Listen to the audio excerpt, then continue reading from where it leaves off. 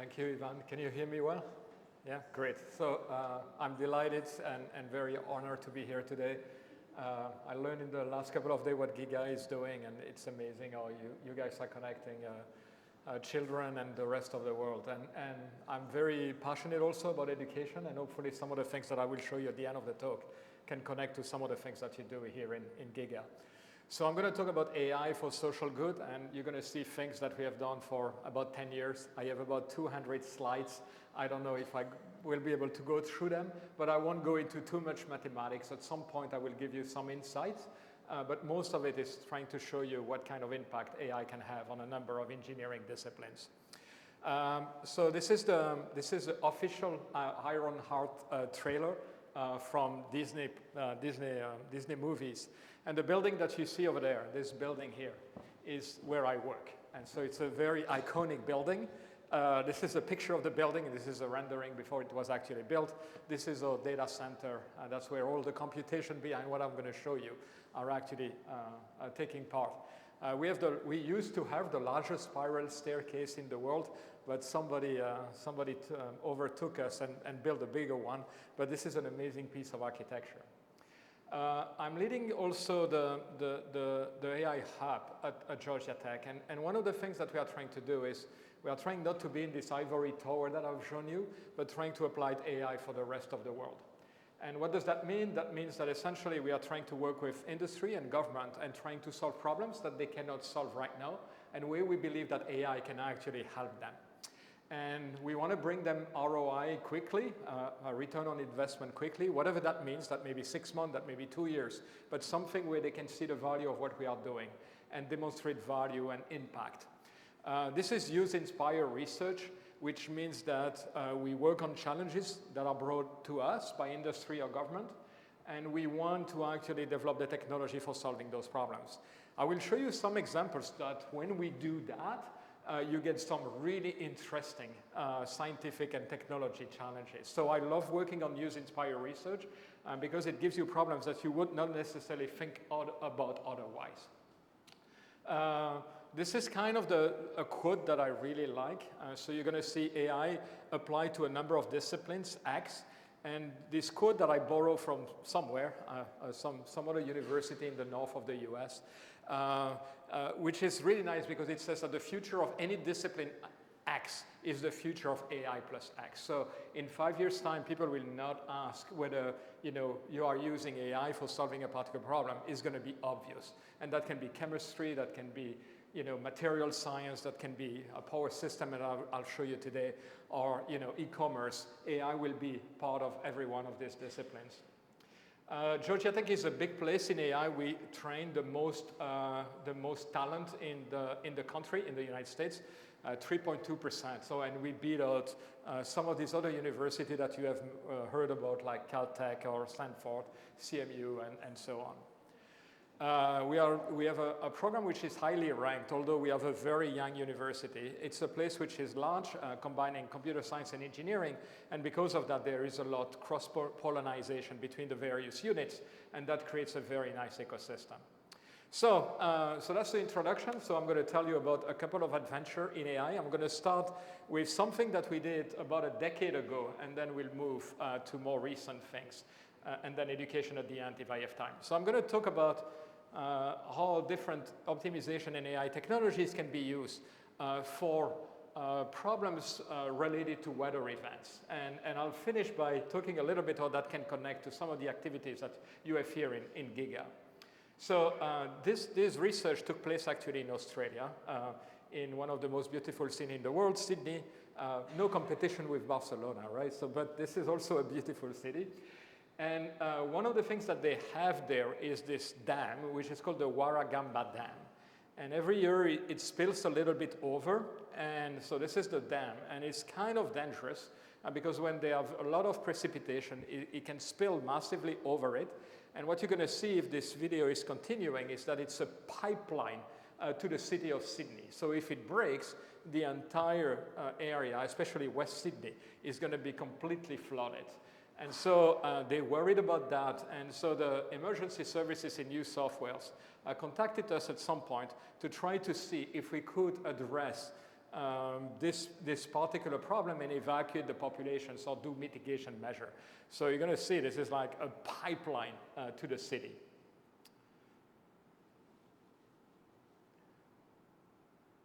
Well, maybe you won't see it. Oh, yeah, you will see it. Okay, so you're going to see, you see this thing. It's like a pipeline to the city. So, if this dam is breaking, it's about an $8 billion event, and you would have to evacuate about 14,000 people. So what we did was first building simulation. This is an hydrodynamic simulation. This is mostly what you see here. It's mostly the flooding area. The dam is here, and you should see if this moves. If this thing is very friendly with me, you're going to see, you're going to see, yeah, okay, yes, you can see it. So you basically see the flood moving, and this is the region that I'm going to show you afterwards that we will need to evacuate. So you have a very detailed 2D hydrodynamic, 2D hydrodynamic simulation, which basically predict the height of the water everywhere, on every road, on every neighborhood, and so on. So once you have this, what you do is you take the region which is susceptible for evacuation, you put it in zones, you know how many people live in these zones, you know how they are connected by roads and so on. And so this is kind of the zoning of that area. And now what you have to decide is when you evacuate. You don't want to evacuate too early because then if the dam is not really breaking, then people are upset. You have to decide where to evacuate and how to evacuate. And so obviously you want to maximize the number of people that you evacuate. You don't want to leave them behind. And then you want to evacuate them as soon as possible. So in practice, typically what you want to do is you have to do this in a practical fashion, which basically means that you send the signal on mobile phones or other devices such that they know, every region knows exactly when they have to evacuate. So this is the math, and the only thing that I want to show you there is that there are these two things. So this is deciding about a route and then how many people. And the fact is that this is, this is going to be complicated, as you're going to see in a moment. So this is very large scale. So typically this is the region. It's about 500 edges, about 200 nodes. But if you start discretizing over time, you get this huge time network. And if you try to solve the optimization problem that I've shown you, using traditional technology, the solvers, at least when we were trying this, were dying, not even finding a solution, a relaxation at the root node. So very difficult, and one of the reasons, so we tried to do other techniques like column generation, but it didn't really work because these two variables are connected. And so you can't, most of the techniques that we were thinking of were not working. So what did we do? We did a heuristic column generation. So I won't go into the detail, but this is a visualization that the emergency services in New South Wales ask us to put together to convince people that they have to trust the algorithm. So this is what would happen if they follow the traditional, emergency signals and evaluate the way they want as soon as possible. And that creates massive congestion. About 11 people would get stuck. You see some people at the bottom there getting stuck. There are more people getting stuck there. This video was done for dramatic effects, right? So they show all these cars, they are blocked just in front of the flood, right? So they wanted us to do that. But you can see that, people would get the impression that, if you evacuate just when you want, you are actually creating congestion, and therefore a lot of people are going to be stuck. Now, what I'm going to show you is the algorithm that we did. And it's pretty interesting. The first time I saw this visualization, I was like, wow, this is super cool. Because the flood is coming from over there, over the top. And you see some people being evacuated here already now. And they're very far from the flood at this point. But you have to evacuate them at that point such that you don't create congestion. And obviously, you see all these cars being evacuated, and I would not show you that if we were not able to evacuate everyone. But this is kind of the power of using sophisticated algorithm for solving these problems. We can do that for very large cities. This is the city of New Orleans. I'm going to go very fast on this. But roughly speaking, this is about 1 million of people that we had to evacuate. And so we could do that in about 37 hours. And but the same algorithm was used there. One thing that we use is contraflow, which is like you take a road and you use it in only one direction. But that's the kind of things that we were doing for evacuating this city in about 37 hours. So this is the kind of things that you can do. This is the region, and this is increase in population, which is happening in Sydney. And you can see that we were evacuating everybody very quickly, and this algorithm could be used in real time. Now, this is an interesting picture. So, and I want you to actually, so this is like congestion. And then you see nobody over there, and you see nobody over this side. And so what is this? This is a contraflow. That's the time where people here can actually go straight, or they can choose to go on the other side, and you double the capacity of the roads. And what you see there is essentially, this is not working anymore.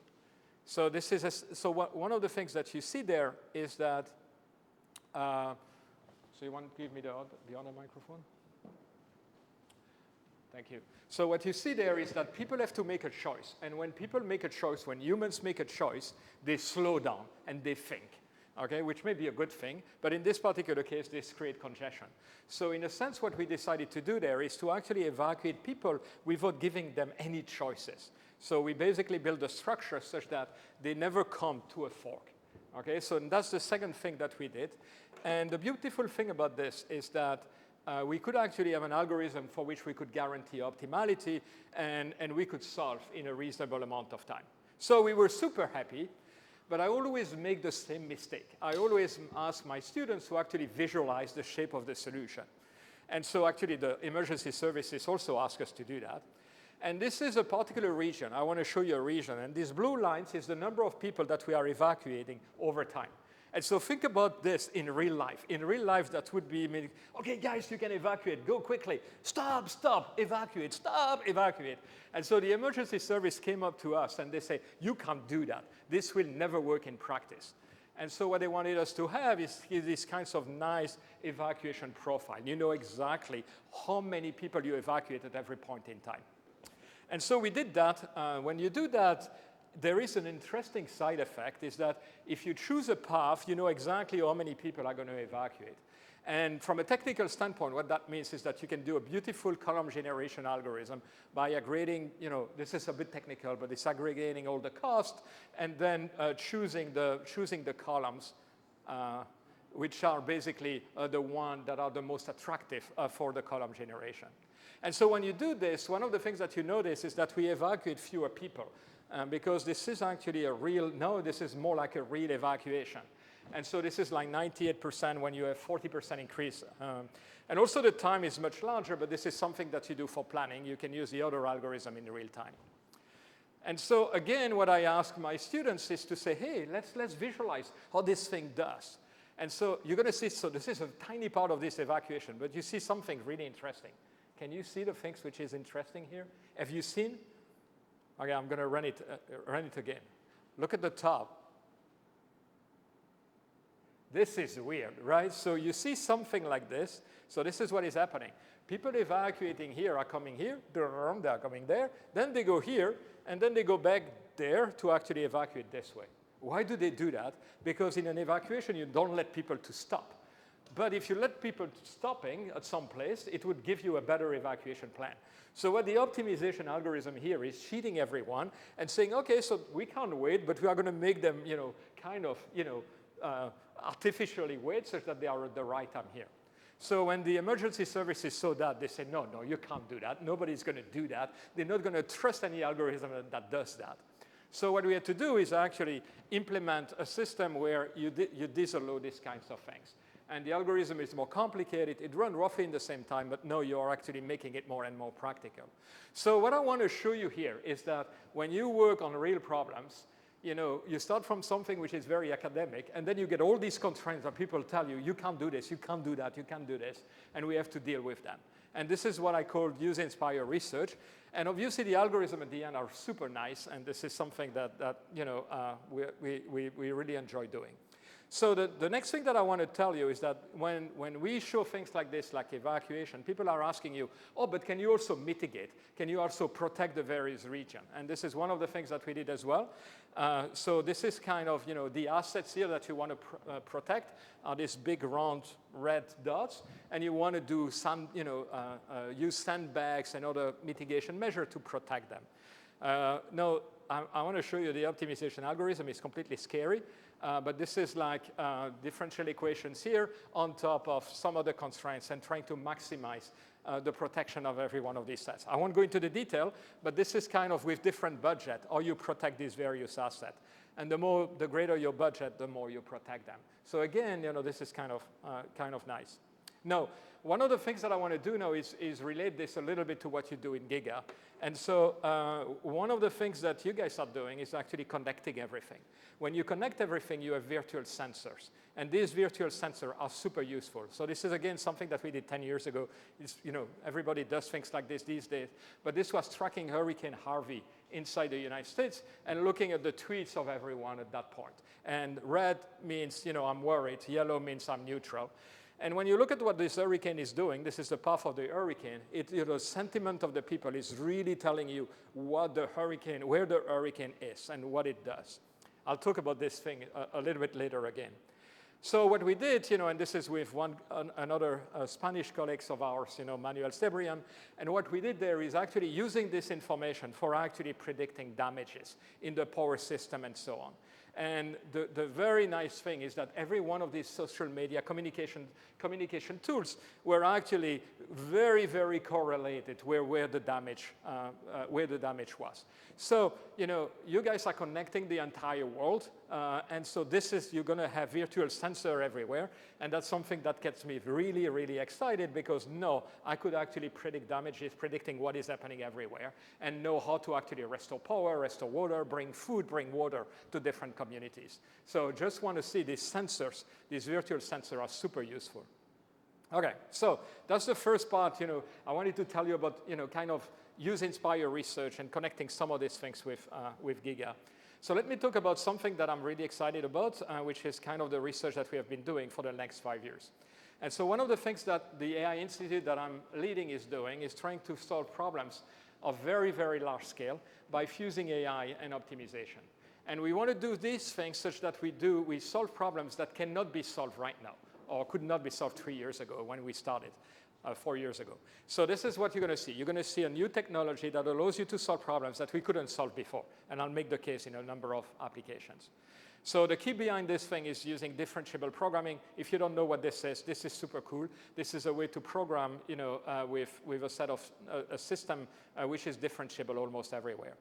So we start with optimization because most of the problems we deal with are optimization, and these optimization problems are very nice. You have an input, you build a model, you send that to a solver, and you get an output, which is an optimal solution. When it works, it's amazing, and it works for many, many different applications. But it has some challenge, and most of the challenge come from the fact that it may be too slow. And that happens all the time in the applications that we are encountering because we have applications that are in real time. We have applications where there are humans in the loops, and typically humans don't like to wait 40 minutes to get a particular answer. And then because we have to do very large-scale simulation to try to do situational awareness. And so the point is that we can exploit the realities in the field. So if you think about most of the optimization problems that we are working on are on really stable infrastructure. So if you work on the power system, you don't build a transmission line every day. So if you work in ports and supply chain, you don't build a new key cranes, or you don't put a new key cranes everywhere. And then when you build in manufacturing, you don't build a new assembly line all the time. So in a sense, what we do is, what is happening a lot in industry is that you solve the same problem over and over and over again with situations that are relatively stable where there is a lot of historical data or where you can forecast the future with a reasonable fashion. So it's the same problem over and over again. And so when you think about this, you view the optimization problem as a function, and then you can use machine learning, because machine learning is a universal approximator. You can approximate any function to some arbitrary precision. So you think that you can essentially approximate the input-output function of the optimization model. So in a sense, you get some data where you have the input there and the output, okay? And then you basically learn a machine learning algorithm, which is parameterized by some parameters. And then the way you train it is by minimizing a loss function between the prediction and the real value, the output, the actual output, the ground truth. And so if you do something like this, you can basically train it the way large language models, for instance, are trained using stochastic gradient descent. So you basically look at your loss, propagate it back into the weights of the neural net, and you keep doing this until you get a good approximation. And so essentially the benefits of this is that you move all the computation burden offline. Okay, so you do it once, offline, and then in real time you can solve these optimization problems in milliseconds. And so it's a game changer. Okay? So the question for you is obviously, does it work? So when I have a question like that with my students, I tell them this is a binary question. So by default, you have 50% without thinking of being right. So does it work? No, it doesn't work. And so why does it work? Because in practice, you have a lot of constraints that you have to deal with. A lot of constraints on the infrastructure. You have to be reliable. You have to satisfy typically physical constraints or business constraints or engineering constraints. And so this is the model that I've shown you. It has absolutely no guarantee in satisfying any constraint. Typically, it violates them all because it's just a regression. And so what we want is a system that takes this machine learning model and transforms into something that is reliable, that has some guarantee on the quality of the solution, and can do this for very, very large problems. So how are we going to do that?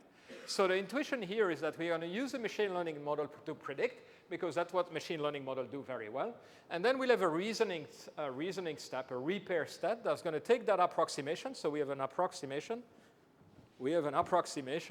And then this is funny, right? And then we basically use this repair step to get a feasible and near optimal solution. That's the key idea. That's the kind of architecture that we are building. Okay? So this is in 2D. I'm going to show you examples in 60,000 dimension. But really, you see two variables that we are predicting. This is the feasible space that changes with the various instances. And you see the machine learning model there. It's this guy. And you see that it's very often outside the feasible region, almost always. And so what we do is basically what the proxy is going to do, the optimization proxy, is taking this and projecting it inside the feasible region. Okay? And now you have something which is feasible, and at the same time, it's actually near optimal or optimal in some cases. Okay? Now, what you want to do next is basically train this model like you train a typical machine learning model. So you basically have the loss function, and then you're trying to basically differentiate it in such a way that you can tune these parameters. So if you remember calculus in high school, you have to apply the chain rules. And that basically means that we have to actually be able to differentiate this repair layer. And that may not be so easy, but there is this amazing mathematician that all of you know. He's French. If you took any class in linear algebra, you probably know him. It's Cauchy. And he invented this implicit function theorem, which is kind of funny. You have all these guys in the middle of the 18th century inventing things that we are using now. And so what he did was actually saying, if you try to solve a system of equation, obviously you don't have a closed form for the system of equation, even if they are linear or nonlinear. But what is beautiful is that the gradient of that particular function at a particular point, an optimal point, can be given in closed form. And so this is a closed form. You see it at the bottom. So my projection method is like this. This is my projection, optimal projection. I can transform it into a system of equation by taking the optimality condition, the KKT condition. And then I have for free, I can backpropagate through it using this formula that Cauchy invented in like the 18th century. So this is good. Now, one of the problems that we sometimes have, that we have all the time, actually, is that we don't necessarily have training data, or training data is very costly. So what are we going to do? So we're going to do this. This is a beautiful picture. What is this? This is a robot which is learning on its own, right? And so this is a technique that I love. We try to do everything using this. This is called self-supervised learning. And self-supervised learning means that I don't need any labeled data. So and in the context that I have, I can do this because I'm solving this parametric optimization problem. That's the problem that I told you before, that we have to solve all the time, the same problem over and over again, which depends only on the instance data. But one of the things that I have is that I have this function. This is the objective function. So I know how to evaluate the quality of my function, of my solution. So what I can do is that I only need the input data, and if I have the input data, I can generate my machine learning model, and this is how I train it. I don't need any labeled data. This is guaranteed to give me feasible solution, and I can evaluate them. So I train them using the real objective of my objective function. Now, this is not the same optimization problem as the original optimization problem that I wanted to solve. I'm tuning the parameters of machine learning model, but I'm using something that gives me feasible solution, and then something that is evaluating them using the real objective function. And so this is kind of amazing. All right? OK, good. So now you know the theory. I want to show you how to apply it. And I'm going to use a couple of applications. And the first one, I think, is very, very, very relevant to Spain for some reason, right? So I'm going to talk about power grids. And power grids are probably the largest machine invented by humankind. It's amazing what has been done. It's a very complex system. And it used to be reasonably simple once it was invented. You had generations there, which was highly controllable. You could control everything. And you had electric load, which was easy to predict. And in between, you had transmission line and then distribution line. And the only thing that you were trying to do all the time is maintain the frequency. And you would speed up some generators, slow them down, based on what is happening at the demand level. Now, the world, this is slides that I shamelessly borrowed from one of our industrial partners, ERCOT, which is one of the most innovative independent system operator in the US. And this is how they present the new situation. Now you have intermittent generation, solar, wind, and so on, that you don't control. It's nature. You have also fuel gases that, gas prices that are more difficult to predict. You have data centers, which are taking a huge amount of energy. You have batteries now that can be consumer and producer. You don't really know what is happening at the load level because you have electrification of everything. And you have systems where you can actually ask some of your customers to decrease their load, not to increase their load, but to decrease their load when they want. So this is kind of the reality that we have to deal with. And so every one of the system operators these days is worried because this is way more complicated than what they used to do. And so because of that, sometimes, so this is how it works. This is like, this is how the French system would work if some of the way we operate system in the United States. So this is energy, and you can see that energy is changing all the time. This is every 5 minutes. And you can see that things are changing all the time. These are reserved. They are there if something happens, right? So this seems to work all the time. And the key problem that I told you is that now this is much more difficult to control because you have this volatility and this additional complexity. There are many, many more things that you control, okay? And so if you don't control them well, this is what happens, okay? And so this is an amazing picture, right? Yesterday or the day before, there were all kinds of things that the government said happened. I don't want to go into this, but I think the lesson, and this is something that we hear in the United States, is that most of the system operator would like to have better tools. The system is much more complicated to manage, and they came to us and they asked us, can you actually give us some risk assessment dashboard that we can understand? And typically what they want to do is run a massive number of simulations such that they can see for the next 24 hours how the system is working, okay? So this is one of the things that they want to do. So this is like 1,000 simulations that they want to do. And they want to do that every 5 minutes, but just running one of them is like running 300 simulation, 300 optimization models, and this takes about 15 minutes. And they want that in the next 5 minutes. Actually, they would like to have this in a couple of seconds so that they can actually react if something is happening. And so you see many, many of them. You have to run thousands of them, and you have to run 1,000 of them within a minute. And currently, one of them takes 15 minutes. So what are we going to do? So the first thing we need is a crystal ball. I need to predict the future, right? And so I'm going to show you that we can predict the future nicely these days. So this is one of the things that we do. We are predicting about 10 to the 4 different time series, which are representing, let's say, wind, solar, and load. And so you see the wind, which is the most difficult thing to predict. And so we basically have to predict all these different time series together and quantify uncertainty. This is a kind of architecture we use. This is a temporal fusion transformers. It has everything from the transformer architecture that is being used in LLMs and so on, but we still have layers of LSTM to keep the state of the system at every the stochastic system at every point. So what they forecast is basically quantile for every one of the time series that we have to predict. The next thing we do is we generate scenarios which are correlated. I won't go into the details of that. But look at the kind of precision that we have. Load is within 1%. Solar is between 3%, and wind is about 8%. So we have a good crystal ball. We can reasonably predict what's going to happen in the future for the next 24 hours. So once I have my prediction, the next thing that I have to do is to keep the lights on. I want a system that can solve these optimization problems, but make sure that we have feasible solution. And in a power system, one of the things that you have at every point is that you have to make sure that the generation is always equal to the consumption. If you don't have that, it doesn't work. So I'm going to show you the optimization problems. Don't worry. Okay, this is like the power balance. These are reserve constraints. These are the transmission line constraints. But one of the things that I want to show you is how we implement this repair layer. And we want to do them very fast here, and we have some really nice techniques to do that. So one of the things that I have to do to make sure is that at every point, the generation and the consumptions are equal. And so I'm showing you this in 2 dimensions. We have to do this in 30,000 dimensions. But roughly speaking, what we do is we have a proportional response of the generator.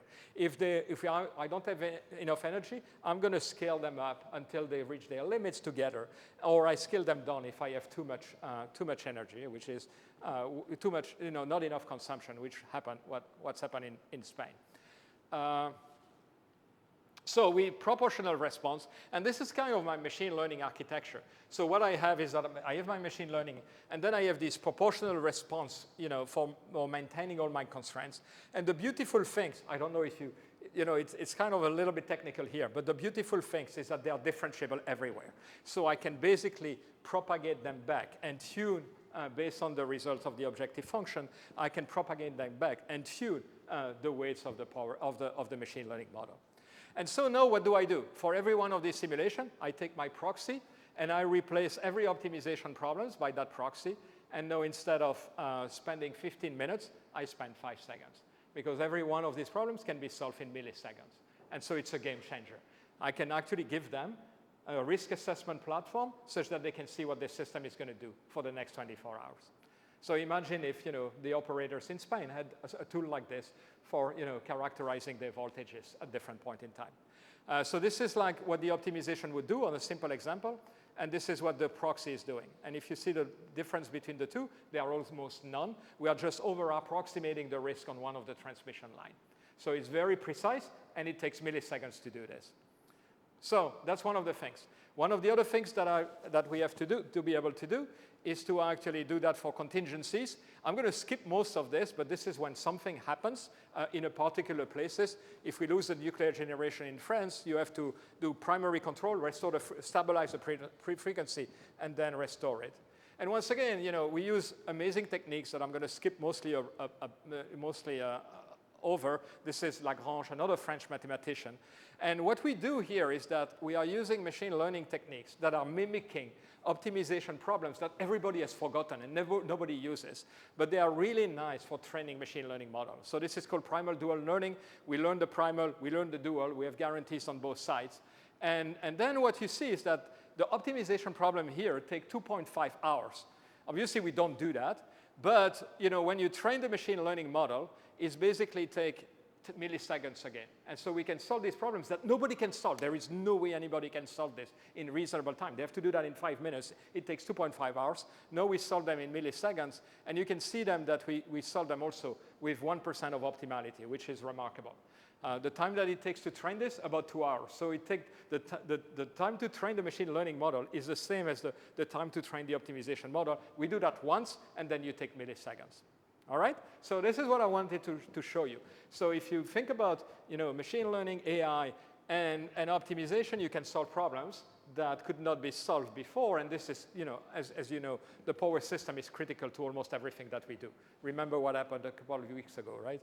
So I want to completely change direction now and talk about e-commerce. Okay? So I know that at Giga you are very interested in climate these days. So let me show you a little bit, the impact of e-commerce on climate and what we can do about it. So this is like the e-commerce, because of the pandemic, has been increasing like tremendously. And so I'm going to show you an example where we use one of the largest packet service network. It has about 1,000 terminals. There are about 10 million packets every day. And obviously the volume is going to change based on what people want to do. And obviously e-commerce has created a massive climate problem. And so why? Because the average person in the United States is shipping about 503 packets a year. Can you imagine that? Maybe what I do is like 5. Okay, but the average person is like almost 2 packages a year. And so if this continues this way, this particular journal was basically saying that at some point, the greenhouse gas emission in the United States would be 15% of that would be due to essentially e-commerce. So what I need to do now is basically counteract that by using AI. Can I reduce this 15% to 0? Okay, so can I do that? And so the key is going to be consolidating. You want to actually minimize the number of trains, the number of planes, the number of trailers that you are using. So this is Atlanta, which is a super hub. Okay, I don't know why my students put Atlanta always on the beach, but you can guess, right? Being in Barcelona. So Atlanta is actually located here. But essentially, if you want to send a package from Atlanta to Chicago, there are multiple routes that you can do. There is one route that is preferred, but the other routes can be done when you want to consolidate your packages better. Okay? And so, so this is kind of a picture. Again, you're going to see this on a tiny example, but remember, we have about 10,000 packages, right?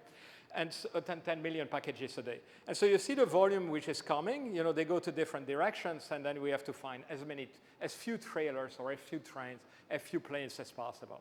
This is the optimization problems. Again, I don't want to enter into the detail, but this is how many trailers you need, and this is which packages go in which trailers. That's what we need to do. Now, these problems are amazingly complex. They are very difficult to solve. The linear relaxations are terrible.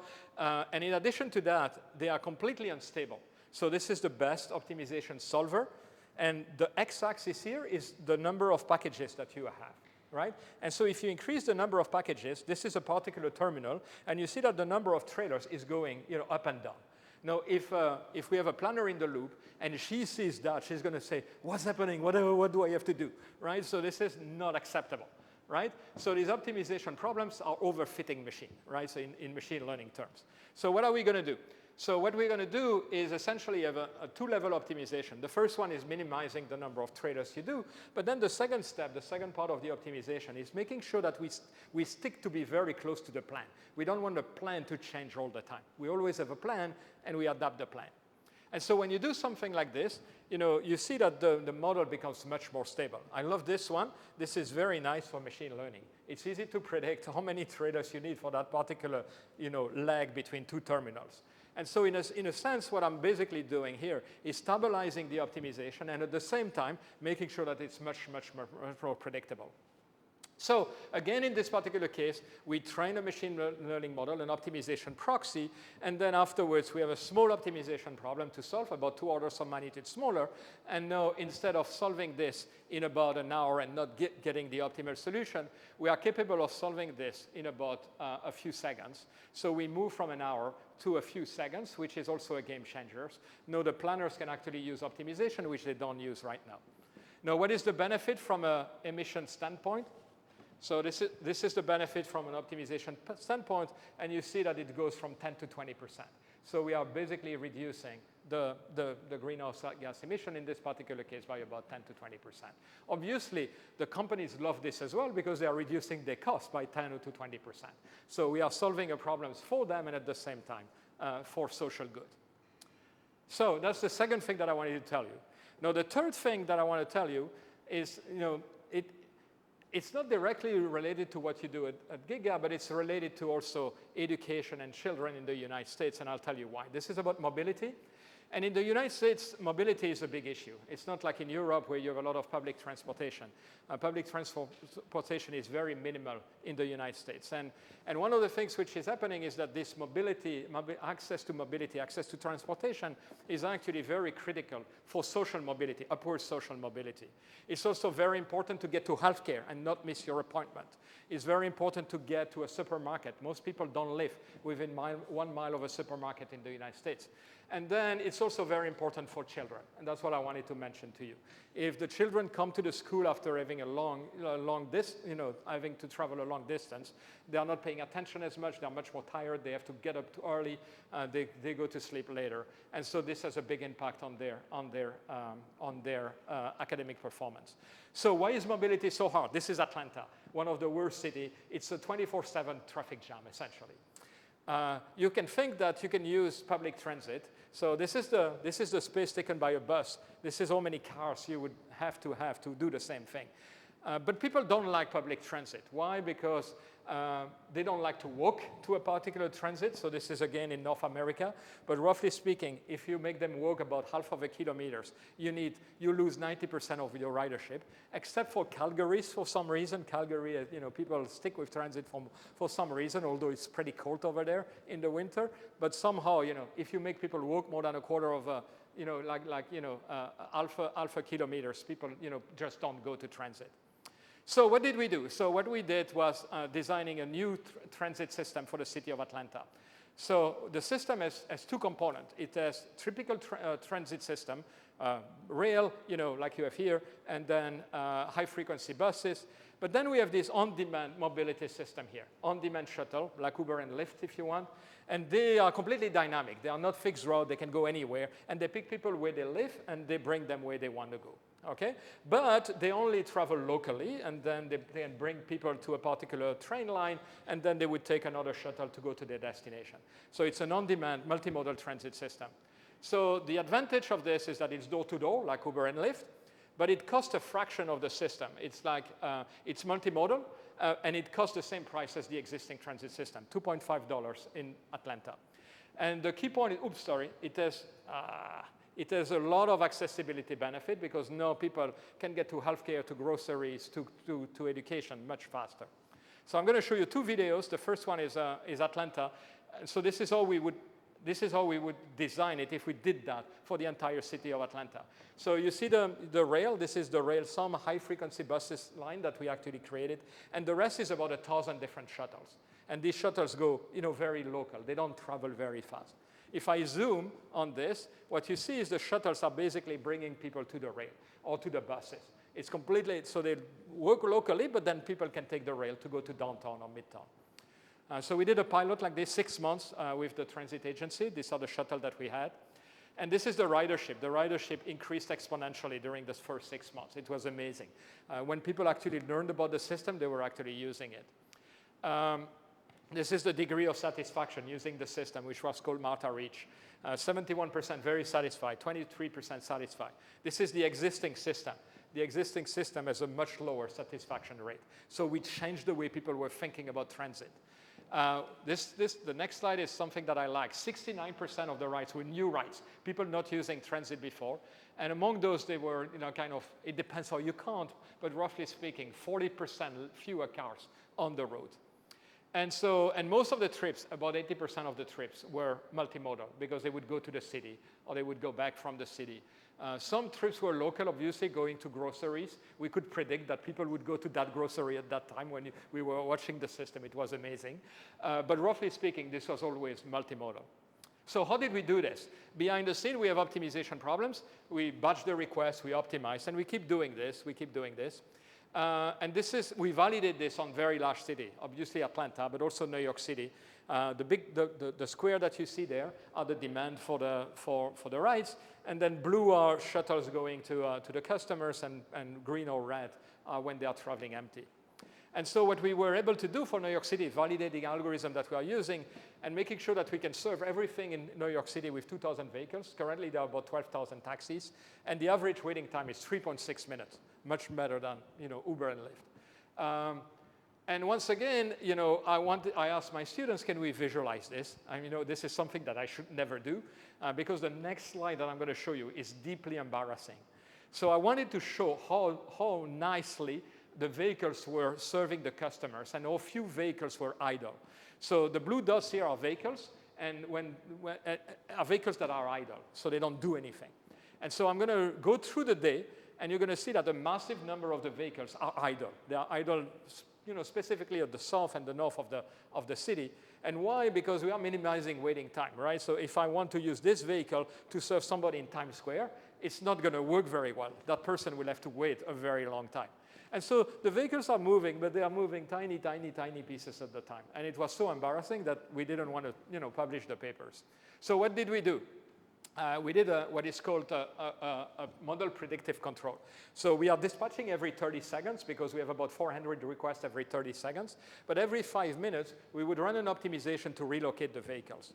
Now, I'm going to show you the algorithm. It's ugly. It's really annoying. And it's really very, very difficult to solve.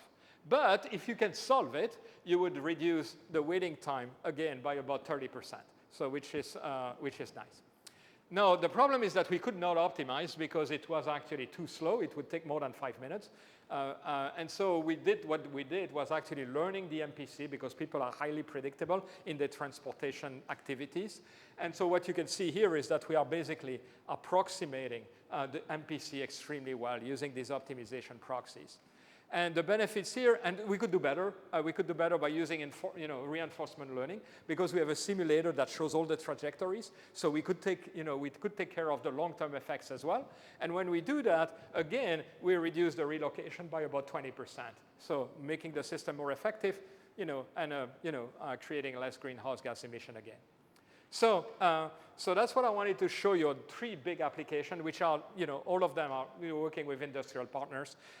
In mobility, Atlanta is now implementing this system at scale in about 12 different regions, so which is a big success. You start from nothing, and now they are basically deploying a system like this. Big success for us. So I want to show you two things that we are doing for the future. The first one, and these are all, kind of virtual assistant that we are building. The first one is we work with a company which has all the archival data of a lot of the company in the US. So for instance, they work with the Texas Rangers. They have all the digital assets of the Texas Rangers. And one of the things that we can do now, we take images, we tag them, very similar to some of the things that you want to do. We tag them, and then we have a retrieval system to actually find the right picture for the right things. So this is, image of families during game day in the Texas Rangers in Houston. So kids meeting the players, you get these things automatically extremely quickly. So we use that as well for basically doing storytelling now. That's the next thing. So if the Texas Rangers want to make a story about a particular player who just had a home run, we can retrieve all the information and do the story that one of their marketing people can actually massage afterwards. But we automate that task to a certain level. And that's the kind of things that we are capable to do. We have the ground truth here. So we know for sure that we are retrieving the correct images. Now, it's not perfect. Sometimes you ask, for instance, an image with a particular commercial, but it's so tiny that the human eyes doesn't see it, which is not very valuable. But the image is correctly labeled with the fact that there is this commercial on the image. So that's the kind of things that we can do. Let me show you another application, which is actually really important in the United States, and this is healthcare. So in brain health, dementia or Alzheimer's disease is a really major problem in the United States. And the reason it's a major problem is that we don't have enough neurologists. And there are more and more people living longer, and they are diagnosed with this disease. And the system is not designed to actually take care of this increase in patient. Currently, it takes about 10 months to actually deliver care to have an appointment with a neurologist. It's predicted in the next 5 years to go to about 2 years. Now, in brain science, in brain health, time lost is brain lost. You have to detect the disease very quickly such that you can get the proper medication very quickly. So what we are designing is an AI center for brain health. It's something for helping the doctors to be more productive. So we want to automate as much as we can. Obviously, there are always doctors in the loop. And the way we do that is that we have triage assistant. They can diagnose the patient very quickly, and I'm going to show you how we do that. Obviously, there is still, nurses and technicians in the loop for saying if they need an appointment with a neurologist. And before the neurologist, we also do all kinds of tests and conversation with the patients and their family members, such that we can have a summary very quickly for the neurologist, such that they can actually see whether this patient needs treatments or not. So I'm going to show you a test. This is a domain where we can do interesting things because this is very, very structured. The neurologists have a specific conversation that they want to run, and we are basically driving that conversation. Obviously, it's natural language processing. We ask the LLM to generate some sentences, but we control everything. We control the conversation. We always direct the conversation in the way we want, and we use medical data to actually diagnose the patient. And so this is, once again, we can do this because this is a very structured task, and we know exactly what we are looking for. So that was the conversation with the informant. The informant is the person with the patient. And so we can do that with the patient. We can do that with the patient afterwards. And we basically get a summary of kind of the assessment for different things that they are looking for. And then we can point to the places in the conversation that are explaining why we gave that grade. And the key point is that if we do something like that, and so the goal is to deploy this thing next year, if we can do something like this, we automate essentially 80% of the activities of the neurologist, which basically means that we can have 5 times more patients per neurologist, which is exactly what we are trying to do. So, so this is what I wanted to tell you about everything which is science and technology. I want to talk a little bit about education in about the last 2 minutes. I have only 20 slides for the last 2 minutes, but let me tell you a little bit what we are doing. So, so one of the things that we have been trying to do is give access to AI and computer science to as many students in the United States as possible. And typically, many high schools in the US don't have a computer science and AI program. So these are the principles that we are following, getting the students interested, making sure that we teach the teacher such that they don't need us, making sure that we create a mentorship programs and that we broaden the participation to as many schools as possible. No, it's not the kind of broad reach that you have here in Giga, but we are trying to make a difference in the state of Georgia, and some of the things that we do maybe are going to be of interest to you as well. So we started before the pandemic. So this is me teaching one of the state bonder camps that we have, where we basically teach data science and AI to the children. They don't know anything about computer science. They don't know anything about data science. And we start basically teaching the material from nothing. So we were running this camp, and then the pandemic happened. And so we were like, what are we going to do? And so we decided to do everything online. And so, but we wanted to get the kid interested. And so what you're going to see is the way we build these things. So I can't show you everything because otherwise I'm going to be in trouble with Marvel movie. But roughly speaking, we start by motivating them, right? So making sure that everything here is Marvel team. So this is me playing Nick Fury, and we transform them in superhero. And so this is like the way we structure all the camps. And so, so now we have 3 levels of camps. So we have camps for introducing to computing with Snap, which is a visual language, no syntax. Then we move to Python for data science, and then deep learning. That's the camp that we introduced, and I'm going to talk a little bit about this in a moment. This is the way this is organized. This is Canvas. This is most of the courses in high-level education are organized, so they have modules that they have to take. This is a module on the robots that you see there. They have the video, and then they code the assignments. This is a second-level camp, and one of the things that they do is tweet analysis, sentiment analysis. Already, second camp. So these camps are about a week long. And then what I did during the pandemic also, is working with Miss White. So this is Miss White for teaching deep learning inside their particular high school. And so, I was teaching one session, she was teaching the other session, she had the video that I had prepared. And so we started from nothing. We teach them, what is an image on a particular phone. And, then you go to tensors, and then you start doing deep learning. And everything from the very beginning, we started. We had to make sure that they would understand and they would be motivated. Initially, with like 6 weeks, and then we slow that down. It takes about a semester to do things like this now. So this is the latest thing that they do. They have a computer vision system where they recognize everybody in the class. So they recognize images of their friends. And so, and then this is connected to a camera and a computer. This is one of the students. Yeah, you didn't hear, but the camera said, hey, hello, Jarrett, and this is the name of the student. So they built this. This is how we do that for an entire week. And this was the last year, all the people took in that camp. So this is the kind of things that they learn.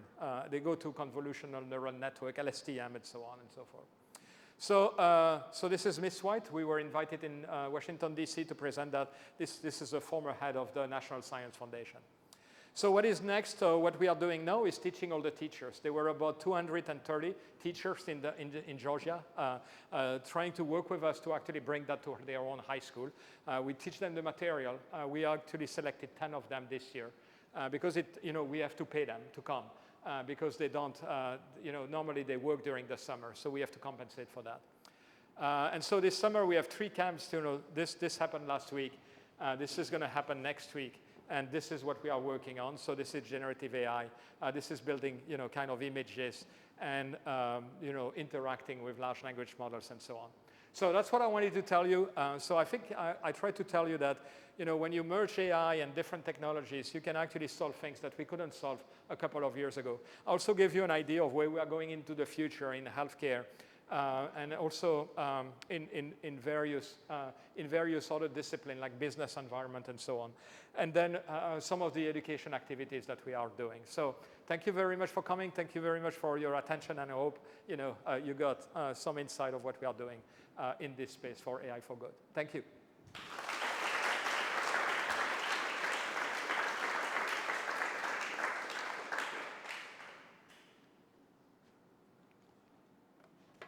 Thanks so much, Pascal. I'm sure all of you are eager to ask some questions, but I'm going to start with just a couple, and then I'll give the floor to everybody. So you explained so many things, I don't know where to start. But I'm going to start with one of the first things that you discussed, and I'm going to take it a little bit towards our area. In some sense, when you were talking about emergency response and how to do evacuation, imagine that someone is solving the problem and cannot save everybody. Is there both from, let's say, authorities, and also how would you approach this algorithmically, in which you're saying if this happens, or potentially can happen several times, can we solve this in a way that it's not always the same people that are going to get trapped? Yeah. So, okay. So one of the things that so thank you for the question, Ivan. So there are two things that I want to mention. The first one is that in everything that you have seen, there are always humans in the loop. So we don't automate anything. So there are always humans in the loop. The humans are going to make the decision at the end. So we don't want to replace human decision making. You want to make sure that we give them the tools such that they can make better decisions. So in every one of these aspects, we have humans in the loop. Now, the second thing that I want to say is that in many circumstances, you have this dilemma from a kind of an ethical standpoint. Who do you save? Who do you leave behind? And so on. And so this happened, for instance, when you have to shed load, also in electricity system. You have to choose who are you going to do that. So what is happening in practice now is that they rotate typically. Same thing, in a lot of applications. So I think what we need to do in general is to actually give multiple plans and kind of a multi-objective functions. Multi-objective optimization is getting bigger and bigger. Everybody is asking for us because the human decision maker would like to see the various trade-offs that they can do. And so I think what we need to do, and there are two things that we need to do. One of the things is actually producing these very different plans. But we also have to help the decision maker visualize this. And visualization is very important and is very difficult to do in general. And giving the right information to the decision maker is critical, and then explaining those decisions and why some of these things are done the way they are. And so I think one of the things which happen with technologies that I have shown you is that we can do things much faster. Therefore, we can do a lot of counterfactual analysis and say, if you don't do this, this is what would happen. And so in a sense, you can explain your decision much better because you can do things so much faster. And therefore, you can try different things and explain them to people. And so this counterfactual analysis is something that we really are pushing in terms of the explanation for people. Afterwards, the decision maker has to decide, right? So because you can think of this in the abstract fashion, but at some point you have to make a decision, and so you have these trade-offs, and you have to, and that's what people are going to will have to do. But we give them the goal is to give them as many tools as possible to actually make the right decision at the right time. So remember also that many of the things that I've shown, in emergency and so on, are at the planning stage, right? At the planning stage, they can look at this, make different plans, and they can have different plans at different points in times. For instance, that's what is happening in power system. If you have to shed load, you would have a different plan for every days of the week and things like this. So, but this is the kind of things that we need to do, yeah. But again, I think what is nice is that the technology now enables you to do things that could not be done before. Good. Thanks. Last question from me, I promise. So you've shown how to apply this for power systems. In some sense, connectivity can be very similar also, because you have a planning phase in which you're going to build infrastructure, but then also there's like a running phase in which you can do things like dynamic bandwidth allocation geolocation Yeah. and things like that. How do you see applying these techniques in the connectivity context? So the key point is that I think what is happening in the connectivity concept, in the connectivity space, is that once again you have to do planning, and planning is typically going to have two phases. One is forecasting, and the other one is optimization, decision making. And so I think the big trend these days is to actually merge these two things. So you want to predict, but you want to predict by taking into account what the decision down the lines are going to be, because in every kind of infrastructure is not one size fits all. You will have to choose the right technology for the right environment, and the needs are going to be different. And so you don't want to predict something at a level, which is very accurate for something that you don't really care about. So you want essentially to do this thing globally, such that you can actually integrate both optimization and decision making. And when you predict something, you predict it in a way that's going to be driven by the decision. So that's one of the big things that you can do. I think the rest is the kind of things that you can do in frequency allocation and so on. That's an ideal setting for this, because this is real-time problems, and these real-time problems are going to be very, very, very predictable in some fashion. Obviously there are differences. There is a distribution, a kind of an empirical distribution behind the scene. But now, instead of taking a lot of time, you can actually do this, much closer. Instead of using heuristic, you can use optimization. You can learn it, and then you can solve that in real time. So I think you have an opportunity here to do much better utilization of your resources. And this is, people have asked us to do things like this also in the connectivity area, in network utilization, also in data centers, how you maximize the uses of the resources. So I think this is an application which is ripe for these kinds of technologies. Obviously, you need to have the real data to do this. Everything that we do here has to have the real data. Thank you, Ivan. Other questions? Thank you.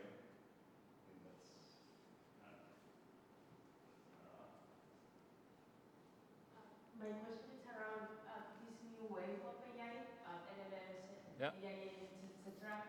In the examples that you presented, you said that there is a human in the loop. There is a system that solves, optimizes the problem, but then the decision is made by a human. Yeah. Now that